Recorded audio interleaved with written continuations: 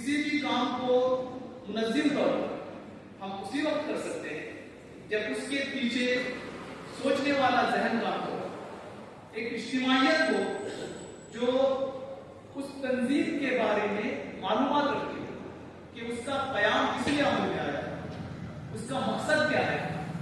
جب ایسے سوچنے والے ذہن کسی بھی تنظیم سے وابستہ ہوتے ہیں تو وہ تنظیم ایک تو ترقی کرتی ہے، اس کے علاوہ جس مقصد کے لیے اس کا قیام کیا گیا ہے اسی مقصد کے لیے وہ کام کرتی ہے، وہ صرف ایک بھیڑ نہیں رہتی۔ چنانچہ بھارت میں مسلم اساتذہ کرام کی اگر کوئی رجسٹرڈ تنظیم ہے تو الحمدللہ آل انڈیا آئیڈیل ٹیچرز ایسوسی ایشن، اس کا اپنا ایک دستور ہے جس میں اس کا تمام پروسیس لکھا ہوا ہے، اس کا قیام کس طرح سے ہوتا ہے، اس کا مرکزی سیٹ اپ کیا ہوتا ہے، ریاستی سیٹ اپ کیا ہوتا ہے، ضلع کا کیا نظم ہوتا ہے، یونٹ کا کیا نظم ہوتا ہے، ضلع ان کے ذمہ داران کے کیا اختیارات ہوتے ہیں، وہ تمام چیزیں اس دستور میں ہیں اور وہ دستور آن لائن آپ کو مل جائے گا، پرنٹڈ کاپی مل جائے گی آپ کو۔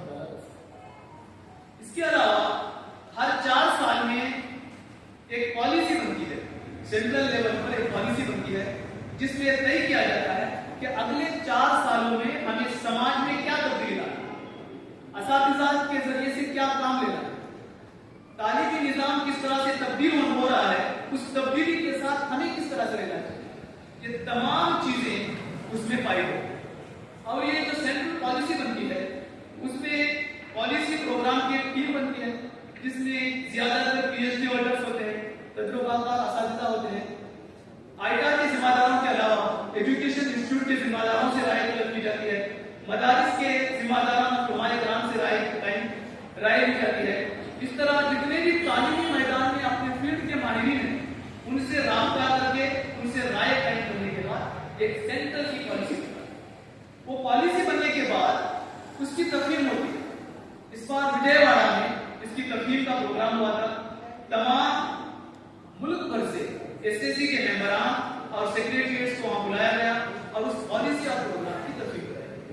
اس پالیسی کو مد نظر رکھتے ہوئے ہر ریاست کی ایک پالیسی بنی، اسی طرح ریاست کرناٹک کی بھی پالیسی اور پروگرام تیار کیا گیا۔ اس پالیسی اور پروگرام میں 5 کچھ ہیڈ ہیں: اساتذہ کرام، فرائض منصبی، علمی، فکری، فنی اور پیشہ ورانہ اتباع۔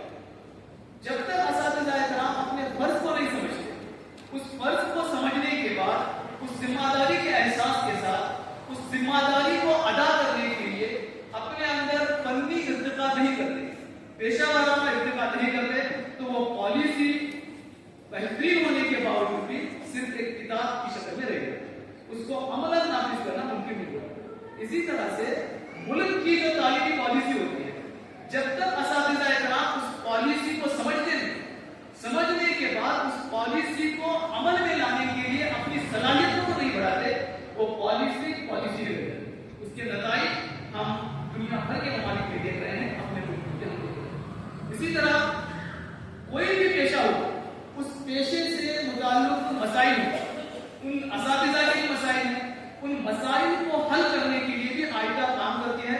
وہ کیا کام کرے گی وہ اس پالیسی میں دیا گیا ہے۔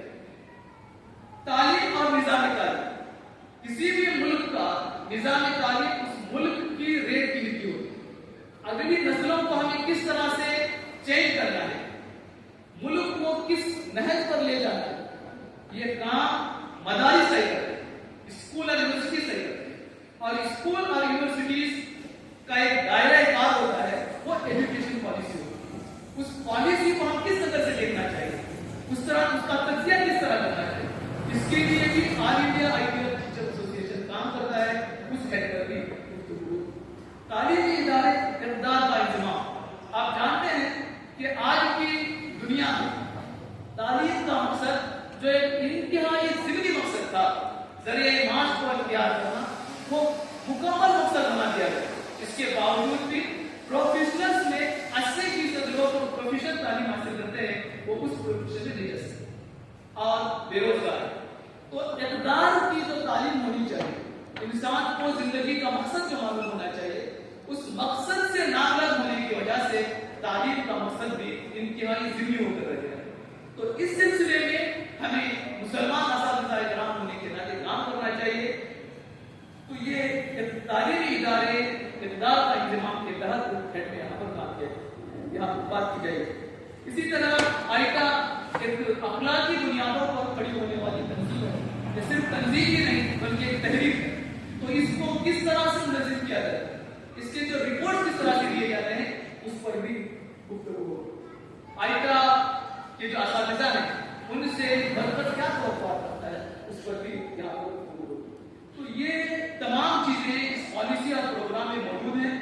ایک ایک ہیڈ کے تحت ہمارے مقررین گفتگو کریں گے اور اس کے بعد دوپہر کے سیشن میں 1.5 گھنٹے کا وقفہ آپ کو دیا جائے گا. وہاں اس پالیسی اور پروگرام کو دیکھ کر اپنے مقام کا پروگرام بنائیں جو 2 سال کے لیے ہوگا, کیونکہ ہر 2 سال کے بعد مقامی اور ضلعی ذمہ داران کا انتخاب ہوتا ہے. اس لیے 2 سال کا ایک پروگرام آپ کو یہاں سے بنا کر لے جائیں گے. اس سے ہمیں کام کرنے میں آسانی ہوگی.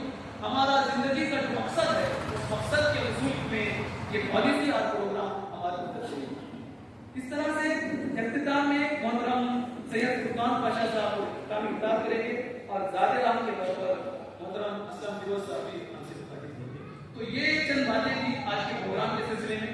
میں آپ تمام حضرات سے گزارش کرتا ہوں کہ آپ ہمارا گوشت ہو کر اس پروگرام میں شامل رہیں. پالیسی پروگرام کی کاپی آپ کو دی جائے گی, ہر ہیڈ پر گفتگو کی جائے گی. آپ اہم نکات کو نوٹ کر لیں اور دوپہر کے سیشن میں اپنے مقام کا پروگرام بنا کر دے جائیں. السلام علیکم.